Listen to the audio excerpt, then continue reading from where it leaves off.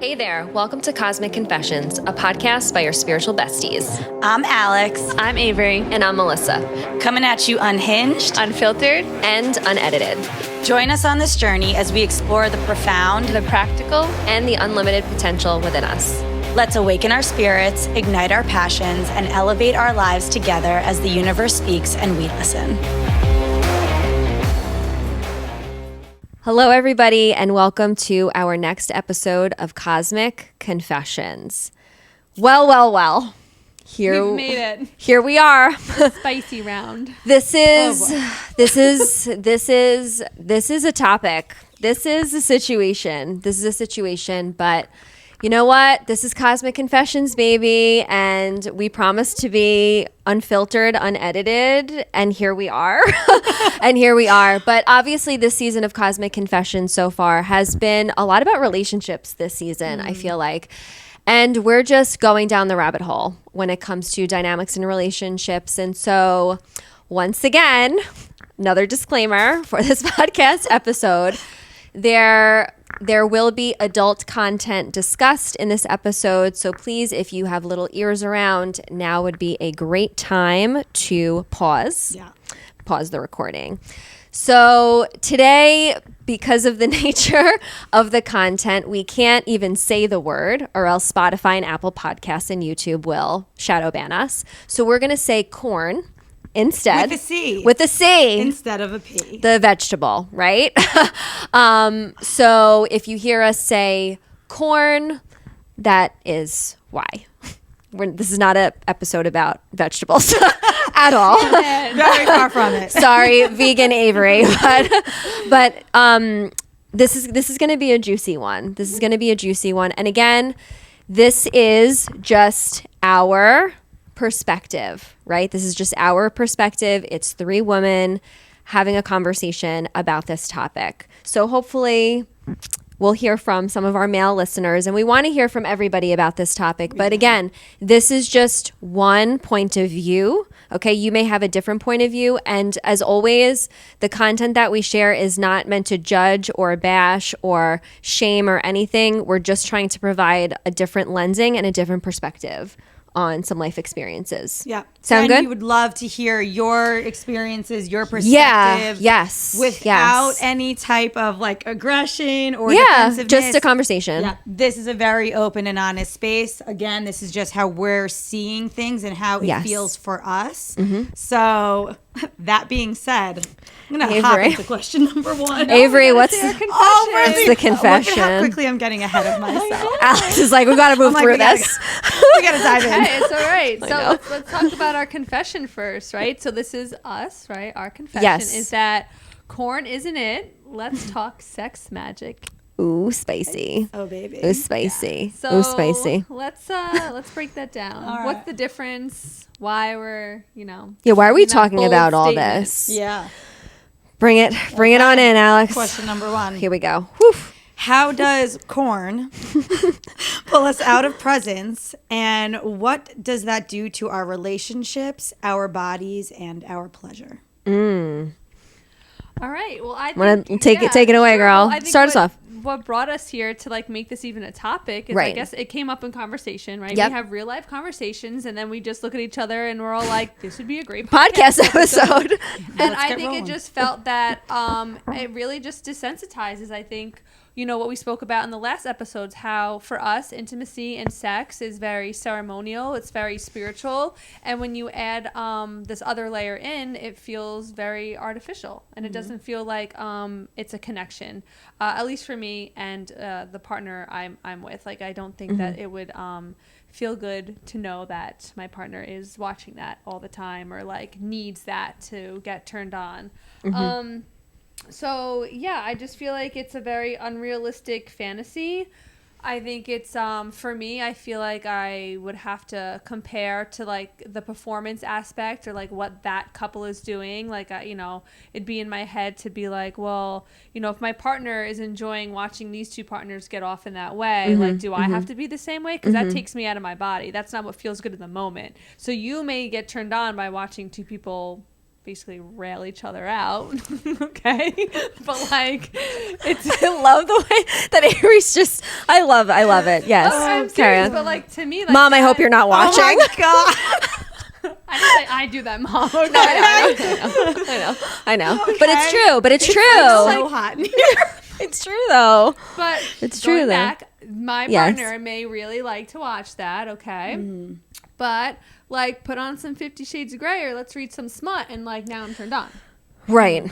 Okay. It's different wiring. It's just different wiring. Yeah. So yeah, I just feel like you lose a sense of that foreplay with each other, because now you have to watch like other people doing it, and there's lack of connection on the emotional level. That's it for me. Yeah, and I feel like, I'm gonna piggyback on that. I feel like corn can be a way of prioritizing visual stimulation over physical, real sensations, right? And the other thing too, again, kind of like what we spoke about in other episodes, it's all about your intention going into it, right?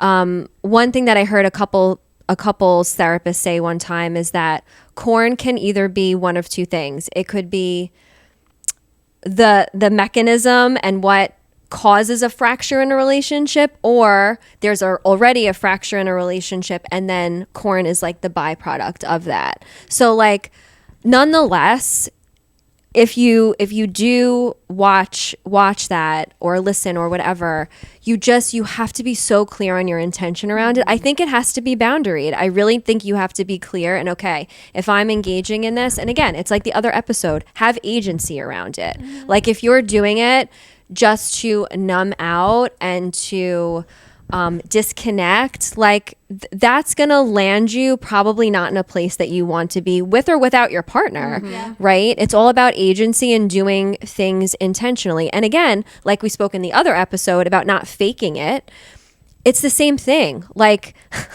you want to be able to be fully present, like we were talking about pleasure in the other episode. To experience full pleasure, you have to be fully present. And I feel like this tool right here could be a way for you to be disconnected to pleasure, which is so ironic because it's displaying it in full force, but it can actually... But it makes us definitely, like, I guess, uncomfortable. Or it's not... There's no connection there. Like, why... It can. And this is so... And again, this episode is like such a loaded topic because we're coming at it from our feminine wiring and perspective. And I'm sure if we pulled any male into this conversation, they might give us a different perspective because of how they're wired. Correct. However, nonetheless, regardless of the wiring, you got to be careful. Yep. You got to be careful. Yeah. So I think that it can pull us out of the presence because, again, now how I see it, now that I run a branding agency and I shoot content full time, it's like, oh my gosh, no, it's also produced to be addictive. It's also edited in such a way, like you've said before, like the quick dopamine hits and the quick cuts and edits. Like, good luck, man. Yeah. Like, you could just know what you're getting into because you never know where you'll land with it. Absolutely. And I think it's also so emotionally draining, and people don't even realize that because what's happening is we're getting that quick dopamine hit. Yeah. We're watching something that is so performance based and not intentional, not connective at all. And then we're getting that high. We're enjoying it for a few minutes, and then we're finishing and then instantly feeling empty. Most people don't even realize the emptiness they feel once it happens, but it is like that post nut clarity. Where it's suddenly it's like, okay, and I'm done. And they're like, all right. And the disconnection, I feel like, through corn, right, really is about being able to numb the actual physical feelings of connection and intimacy. Because it's a do-it-yourself, quick, let's even fast forward to the parts that we want to see, the parts that we want to get off to. And then it's like, okay, I'm done now, and I'm going to get back to work, or I'm going to get back to doing errands or whatever I have to do. And it's like we're disconnecting from the sacredness of the enjoyment and depth of pleasure that's meant to be created through intimacy. Okay. Yeah. I think that falls. We can go into like question 2 after that. That makes sense. Yeah. No, you're doing great. Okay, thanks. No, you're doing awesome. I'm on a tangent. No, it goes into because like does. I think we all like really spoke about like how it pulls us out of like our presence. Yeah. But then like Melissa, question 2, like it talks about like why like why do we get there? Why do we get on the performance level? Yeah. I'm so glad we're talking about this performative dynamic because, gosh, it's like this insidious little thing that can happen like in the bedroom and in relationships. So my question is, why do you think so many women have been conditioned to perform pleasure instead of actually feeling it? Like, where do you think that comes from? Yeah. So for me, I think a big part of that is societal based. Like we're raised, right, on naked women everywhere, looking a certain way, acting a certain way. We're hearing, I remember in middle school hearing about porn and boys at the time watching it. Yeah. And then like seeing what these women were doing and being like, oh my gosh, I don't look like that. I don't have fake boobs and I don't have these fake lips and my body's not fake and I'm not moving like that and I'm so young. So now I need to start, maybe if this is what they want, do I need to start being like that? Right. And it triggers so many insecurities.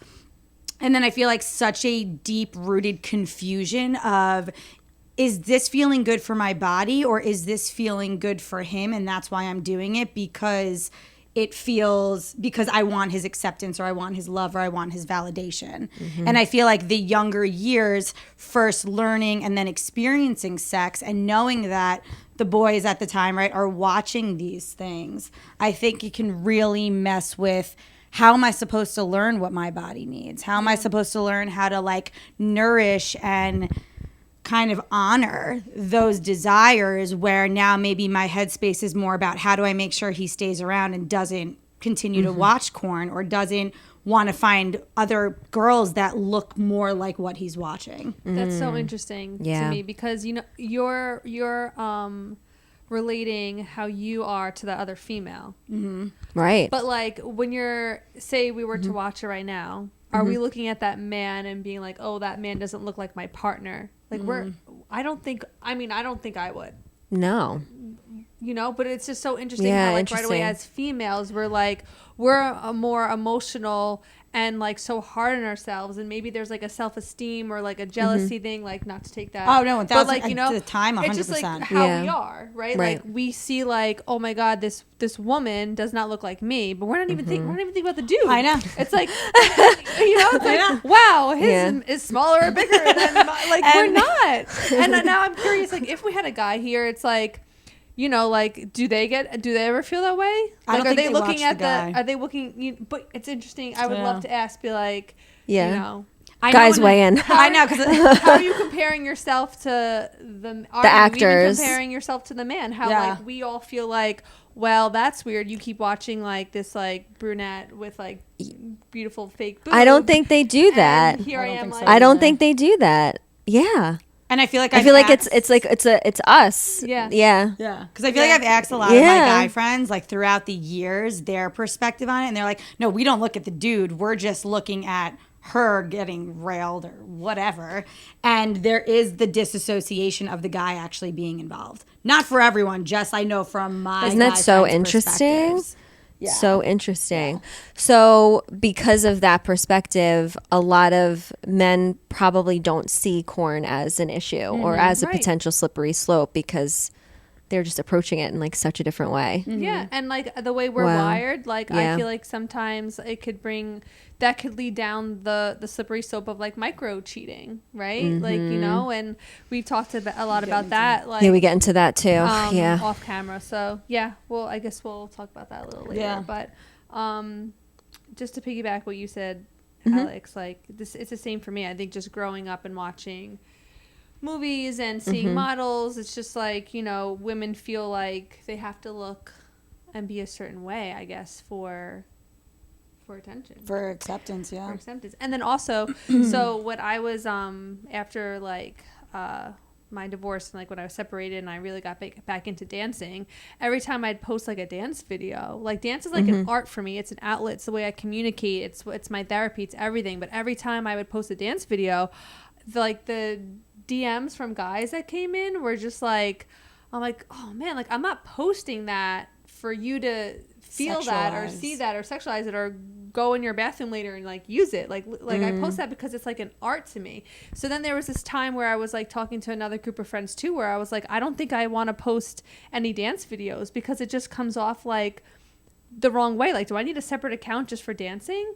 You know, because like so much was like getting into my DMs that like made me feel uncomfortable or made me feel like I'm only worthy if I'm like performing, if I'm in my doing my heels dance, if I'm, you know, on the floor rolling around to music, and I love it and it feels really good, but that's not like who I am to the core. Right. And I feel like sometimes it could come off the wrong way. So men would be like, oh, you know, do you do private dance lessons? And it's roll just around like, on me, right? I'm just like, oh well, there it goes. I want to delete that post now because you're like, just cringe. accept it as like an art and like leave me alone, or you know.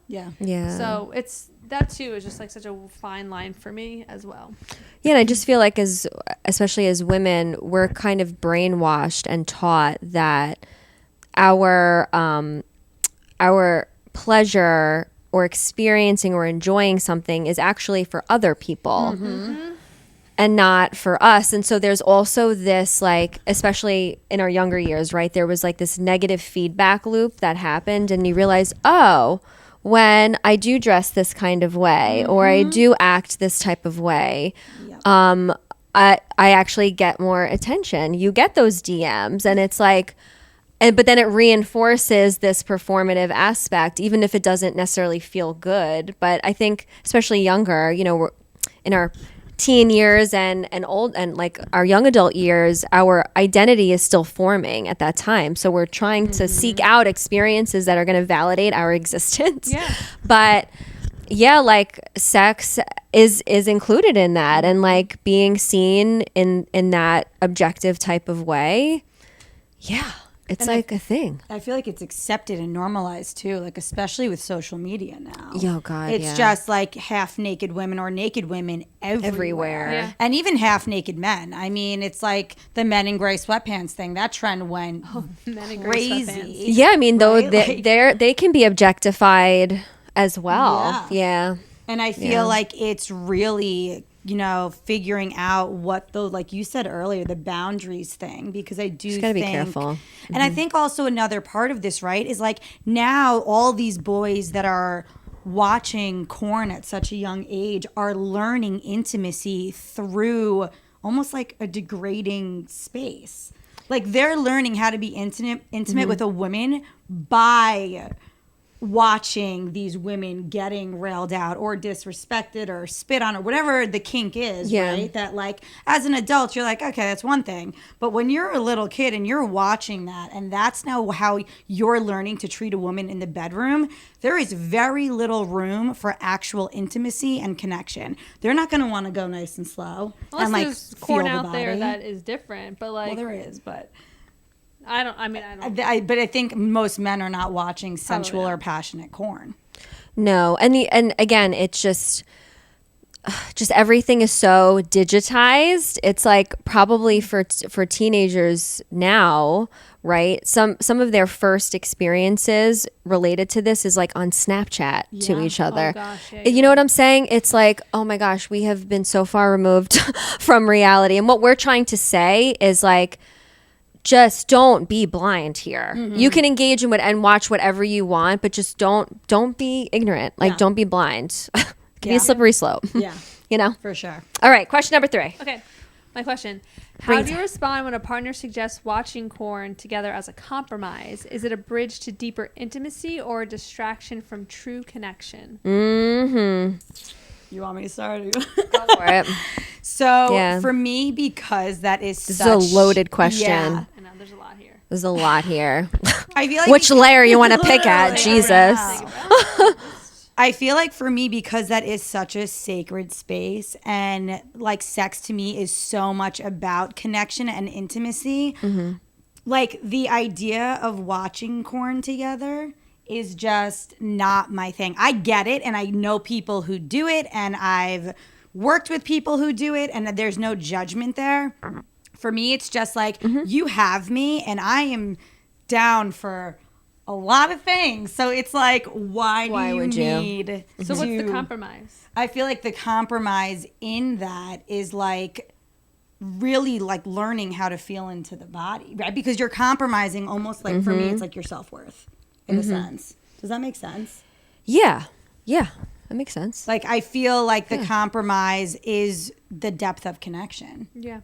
Right? Like, it really isn't, you're not able to fully be who you want to be because now there is the comparison again. Right? It's like, if you have, if you're like, for me and my partner, right? If we were like, okay, let's watch Korn together. And then I'm now not so much present in the moment with him. I'm now looking at the screen being like, this is not what I want to be having here. Right. This does not feel good in my body. And I feel like a big part of that is saying, okay, check in with the body. How do I feel? What do I need? What do I want? What does he need? What does he want? And how do we now find a common ground for that? Not how do we now compare to what's happening on the screen and now put on a performance for each other. Right. Okay. Right. Yeah. Did that answer the question? Did I get off? Yeah, no, you're I feel like good. I went on a little you're tangent good. No, there. you're good. I'm thinking, so like for me, if there needs to be a compromise, I'd have to go to the root of why we're talking about this topic anyway. So if my partner's like, hey, I really want you to watch some Korn with me, I'd be like, okay, why? Is it because like you're having a hard time getting hard, or like you want to learn something new? Like, let's find the root of it first, right? If you're like, let's just get some popcorn and I want to connect with you, like whatever the root of it is. And then I can come back with my compromise. Well, that makes me feel uncomfortable, but let's read some smut, or let's get out like a hot wax candle, like whatever. Right, like, sure. Let's try something else To connect. Right. You know, rather than like, if this is truly making me feel uncomfortable. But then if, you know, it depends on your relationship. It depends on the partner. If there is a lot of communication and they then know like, okay, I know that you don't like when someone's getting railed out and this female is like crying, almost looks like it's like painful and degrading. Then maybe they come back and say, so there's like this type. Would you watch this type with me? I don't know. I don't know how I would feel in the moment. But for me, a compromise would be a conversation and finding the root of like me being like, dude, why do you need it so bad? Yeah. Maybe that person, maybe that partner has been in a relationship for a really long time. So they're just used to it. I'd be like, so then let's make a video. You need something to get off to? Let's go. Like we'll be right, yes, you know? We'll be and the ones you can watch it when you're not with me and carry on. But like, yeah, that's kind of like how I would I think going off of that really quick is just like asking, like having the conversation with your partner of, is this creating connection or disconnection? Is there detachment here? Exactly. Or is there deeper levels of intimacy? Right. And I think true intimacy is not afraid to have hard conversations. Correct. You have to be able, if you're going to bring something like Korn to the table, you better be able to have a conversation about it. Correct. Or else, again, it could be this tool that people use for connecting or disconnecting. And again, I feel like it's a slippery slope. You just have to be really intentional. I really, really believe that. And again, I mean, yeah, probably for some people, it could, in a very boundaried way, be a mechanism for getting closer together. But I think more often than not, it could disconnect people. 1000%. You know? And I think it is preference. And everyone's so like everyone's needs are different, but nonetheless, if you're going to, I personally think, if you're going to invite something like this into a relationship dynamic, you have to have conversation around it. It can't be just like throwing it on and it's like, no. This could be a very it could cause your relationship to crumble or the opposite of that, but conversation's necessary. Like I feel like as a female too, like if you ever caught your partner watching it or doing it behind your back, it's like definitely like whoa like, what's going on here? Why? Like that's kind of, especially if it is behind the back aspect, it's kind of like, so someone's feeling it's wrong here. Right? Like if he's not even able to be honest about that, like, or she, right? There are women who love Korn as well. So if like one of the partners are not able to be upfront about it, then there is subconscious levels of guilt there and shame that they're not even aware of. You got to talk about it. So those tough conversations for sure. Yes. Well, we should talk more about this. Yeah, we're gonna wait till the next one. We're gonna we're gonna do another episode. I think this is necessary. Yeah. Really curious though, guys. Like, what is your perspective? What is your viewpoint? Guys and gals. Yes, both sides. How do you perceive it? How do you feel like it creates connection, disconnection? Again, we are very open-minded. This is just our opinion. Yep. But we really do appreciate you like tuning in, spending the time and energy, showing up with us. Hopefully you're not screaming at the camera. And we are excited for you guys to be back for the next episode. Yes. So See you we will next see you time. then. Soon. Bye.